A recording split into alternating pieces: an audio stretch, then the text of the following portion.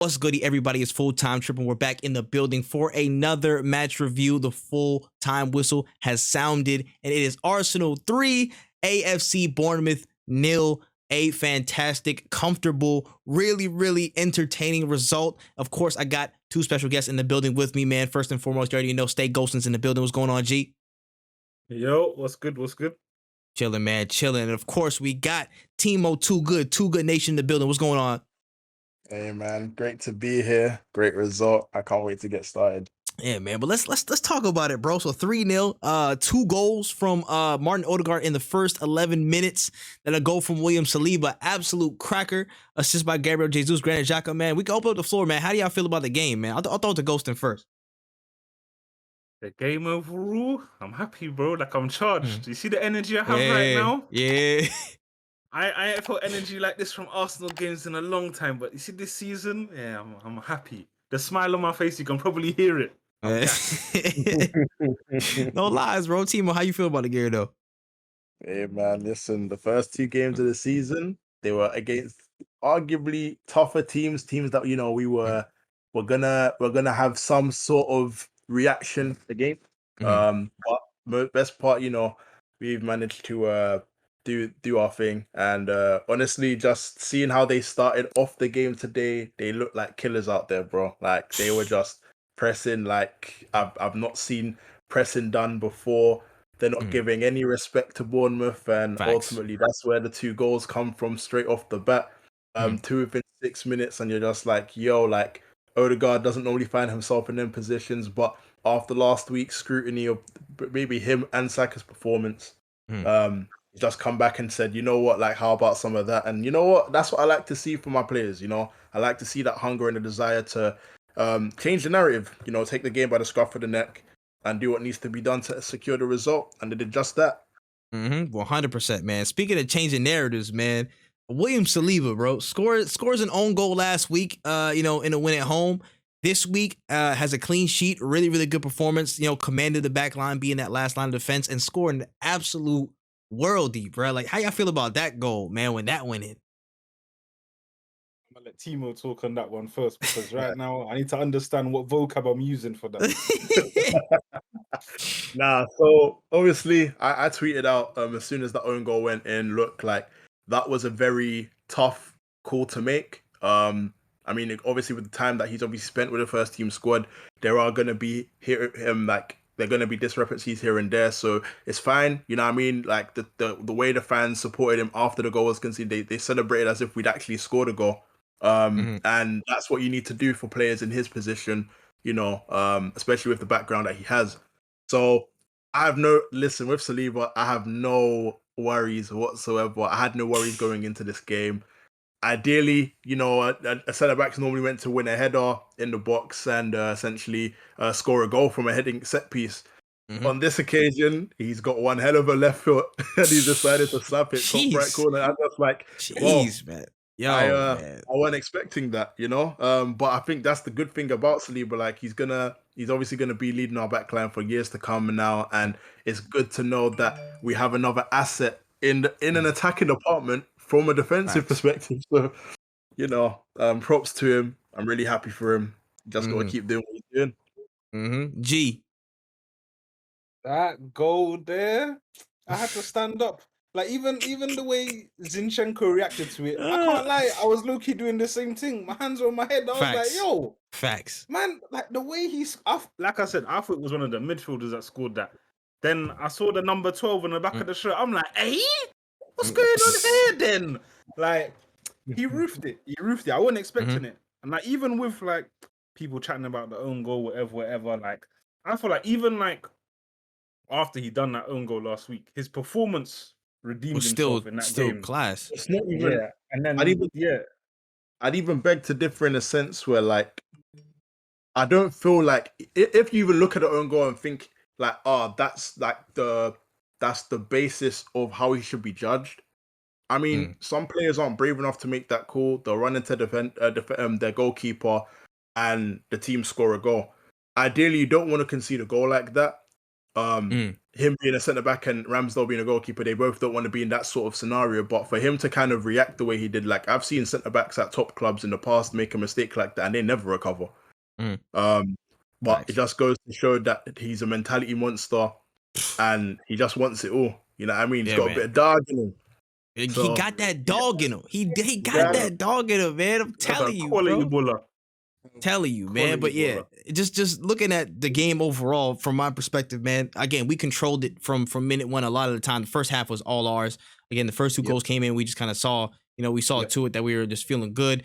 That Yep. I said this before the game as well. Just that second half, it's so key for us. But I thought we did better today. Of course, the opposition is not going to be, the world beaters and stuff that we're going to face in the league. We haven't faced, the big boys yet. In that sense, it really tested our mettle in that area of controlling the second half and controlling those games. In the first 5-10 minutes, it was a little bit dicey. They were coming back into the game, but as soon as we got to probably like 55, 60th minute, we got right back into it. We controlled the game, had our foot in the gas. The third goal went in, and then it was all dead from there. So it was a better performance than last week in terms of controlling the game and seeing things out, rather than having to reply and score again. But overall, really, really good performance. I think again, Odegaard was a standout after the flack he got from last week's game about him might being, maybe a little bit invisible or not involved. He showed you he was involved today, making like Ramsey-esque runs, Ramsey 13, 14-esque runs in the box, dangerous all over the pitch, making things tick. And again, he showed up on the goal sheet. I think that's the epitome of what Odegaard can do for us in those games. And for the people that have been writing off him as a captain or not, I think they should be looking twice. Yeah, no, I agree 100%. I think if you even have to look at the stacked bench we had today, we had Fabio Vieira, who was unfortunate to really get an appearance today. We would have loved to have seen him. However, that and Smith Rowe being available and somewhat fitter now than he was last week is going to already push someone like Odegaard, who, again, knows he has something to prove in a sense where the first two league games have gone. So there's no better response than grabbing 2 goals in quick succession to kind of identify that, look, I'm the captain here, I'm the main man here, I need to contribute. And, I think, again, I guess in a way of what the sort of squad is being built around now in terms of competition and what Arteta is trying to really achieve with the squad, nobody has it easy. You understand? Like Ben White, great at right back again for another game. I think he deserves a shout out as well because 100%. I know people were onto him in regards to his performance against Palace. But if we're being completely honest, there aren't a lot of right backs that actually play right back that can handle somebody of Zaha. And you've seen Zaha score goals again today, goals last game. So it's no secret, that's a very deadly winger. But I think the mere fact that, okay, you've got Tomiyasu, you've got Zinchenko and Tierney competing for places, it's a different dynamic around this Arsenal squad altogether. And that's where the element of like, I can see this team doing some crazy stuff this season. I really can. Facts. It's changing the dynamic, bro. We're starting to really add that quality, bro. That quality and depth and just ruthlessness, man. If you're not gonna be able to again show that you're the best in that position at the club, you're not gonna play. You're behind the cosh. You're behind it. And even so, you're gonna have that time to shine, bro. Look when Eddie come on, he come on with intention. When Tierney came on, he was pressing from the off. These players are ready to go at any moment. If they're playing, if they're on the bench, if they're doing anything. I feel like that's down to the culture shift that's been happening with us. And I think that's much needed when we go into games like this, when we go into cup games, when we go into Europa League. Everybody's needed. So I need everybody to be at the top of their game for games, again, like this. You could be called on at any moment's notice. So it's good to see that mentality shift, with the lineups and people on bench coming on, making an impact and, just going forward, man. You love to see it. You love to see it. But I mean, looking at the league record, let's, of course we're, top of the league right now. 3 wins to the good. At this point last year, we were 0-3. We were bottom of the league, and this time it's the complete opposite, 3-0, top of the league. People have been making shouts of Arsenal possibly being title contenders this season. Patrick Vieira said something about it. Seen people on Twitter going up and down about it. Even Darren Bent was trying to chip in and say, oh, maybe we could be Arsenal title challengers, maybe. What do y'all think about it? Me personally, I've seen massive improvements with this team from the first 3 games, how we're playing. Like even our Timo mentioned earlier, like the pressing, like as soon as someone loses the ball, like they're on it to get it back. And last season, I thought there was times like we'd lose the ball and people would kind of like drop their shoulders, look a bit like not lazy, but like you need to like Mm.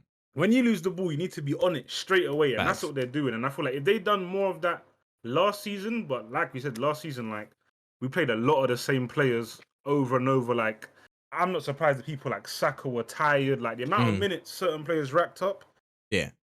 I'm not gonna like flame them for not keeping up like solid performances every game, but this current team, the way they're playing, attacking, defending, and even just like not like trying to force silly passes, passing back when they need to, and like controlling the game.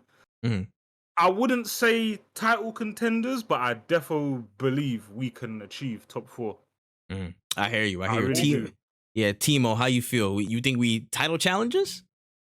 Honestly, I think you have to look at where we have, I guess, answered our critics.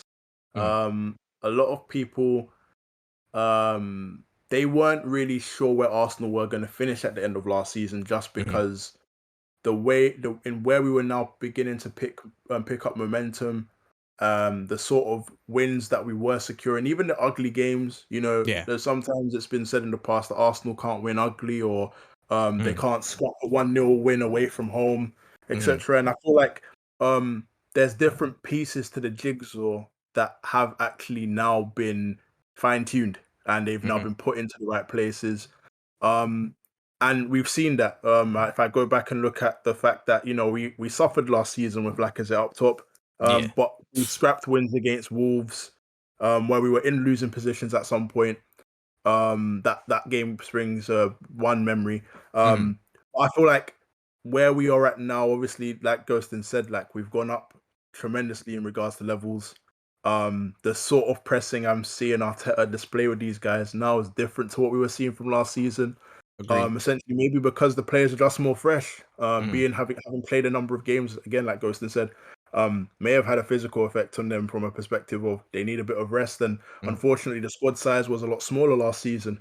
But with all of that playing into account, I mean, we have to look at the fact that Liverpool and Man City are still very, very much, they're very much up there in regards to their quality. And on a bad day, they can still beat teams 3 or 4-0. I think it does largely depend on, I guess, I would like to say how long we can keep this form up for. I mean, I'm looking at the next 2 fixtures. We've got Fulham and Aston Villa. Yeah. So and they're both at home, so I expect nothing less than 6 points based on what we've seen here today. So, title contenders, I think we need to get that first 10 out of the way, and then I can really give an answer. But top 4, I see no reason as to why not. I don't actually think though Arteta is aiming for top 4. That is something I'm very sure of. I don't think he's settling on top 4 this season. So that remains to be seen. Got you. Interesting stuff, man. Yeah, my personal belief, we gotta slow down and see what happens by Christmas time, and let's reassess there. But it's dangerous to hope sometimes, but sometimes you just gotta do it, I guess. But so far, so good. The team has been looking fantastic. The team is really, stuck up to every challenge.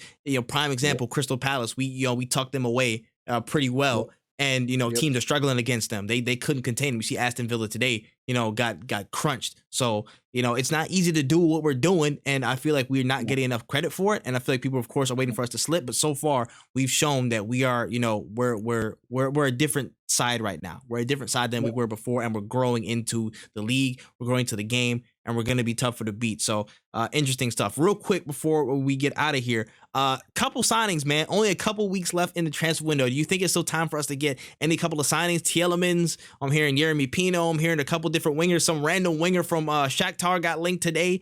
What do y'all think about signings really, really quickly? Ghostin, go ahead. I feel we can still do some signings, and a big factor as to why, like, I wouldn't say anything about title contenders yet is because I need to see this transfer window finish so I can see like our finalized squad before it comes to like the January transfer window and see exactly like what we're working with moving forward. Like that's something for me. Like I need to, once we like do get in some signings, then I can talk on something like that. But I do think we will make at least I'm gonna say 2 more signings at least. Yeah. Okay, I hear you. Timo? Me, I mean, obviously, we received reports today that Pepe is more or less close or Yeah. somewhat close to joining Nice. I do not think Arteta will allow that deal to go through if he doesn't have a wide forward in mind of any kind. Leicester City benched both Fofana and Tielemans today, so I would like to think that there is going to be some sort of conversation here and there in regards to a transfer. I know Arsenal have been pretty much hanging tight all window just to see no teams really going in for Tielemans. Not to say that's any discredit to the player, but I think his heart is pretty much set on joining us. So I wouldn't necessarily think that the last 2 weeks, is it 2 weeks now? It's like last 10 days? About 2 weeks. Yeah, 2 weeks, 10 days, a little bit less than. Yeah. I can't imagine that we stay quiet for the rest of the window. I know, for instance, Maitland-Niles is likely to go and join West Ham at some point.